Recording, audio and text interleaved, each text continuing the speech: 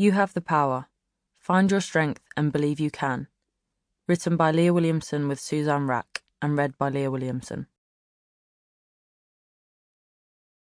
For my cousins, Henry and Athena, for all the young girls we have opened doors for, I hope this helps you walk through them confidently and without hesitation. For the young boys who support them, I hope you always choose to be an ally. This is only the beginning of your journey. Hello, my name is Leah Williamson. I'm a footballer. You might have watched me lead England out onto the pitch as the team's captain at the Euros in 2022. You might have seen me lift the big silver trophy when we won the tournament.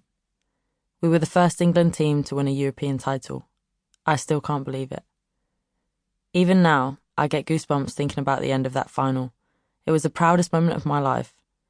There had been a long journey to get to that moment, with lots of twists and turns that involved not just us players on the pitch, but so many others. But winning the tournament wasn't the end of the journey. It was another beginning. And now we need people like you to continue our story. What is the story? In part, it's the story of women and girls who have been pushed to the sidelines, taking centre stage.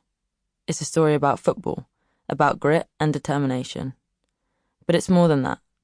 It's about having the freedom to find what you love and to go on to be the best you can be at it, whatever it is. I don't want that win to just inspire girls to play football. I want it to prove to all people, whatever their passion is, that they should believe in themselves and follow their dreams. So this isn't a book about how to be a good footballer, though it does include some tips and tricks I've learned along the way. This is a book about finding out what makes you happy, whatever that may be. It's a book about finding your inner strength, believing in yourself and taking control of your life. It's full of lessons that helped me along the way, things I wish I'd learned at your age, and I'm still learning how to bring out the best in myself and others.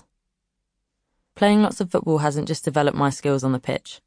The things you learn while playing, teamwork, organisation, determination, are just as important when the 90 minutes are up.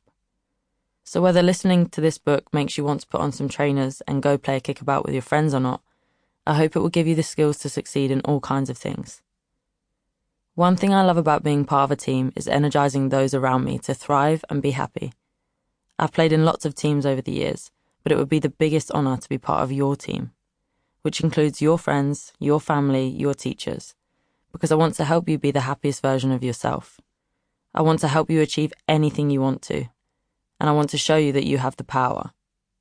All you have to do is listen on. It's time to begin. Leah.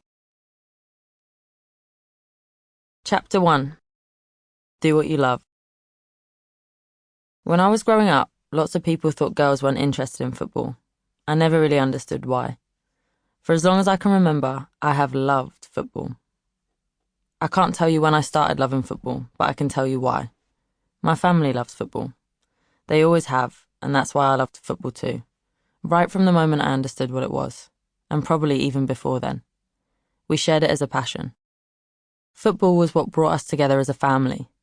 My brother Jacob is 5 years younger than me, which meant that we lived quite different lives, but football was the one thing that we always had in common.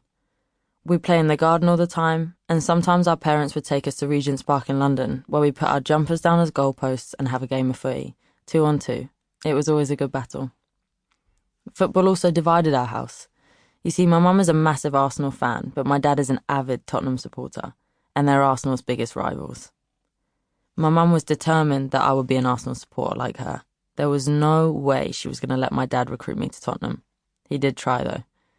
When I was 5, he took me to a match at White Hart Lane, Tottenham Stadium. We said goodbye to Mum and headed to London. Before we went into the stadium, my dad bought me a Tottenham shirt for me to change into. My mum would never let me wear one, so we had to be sneaky about it.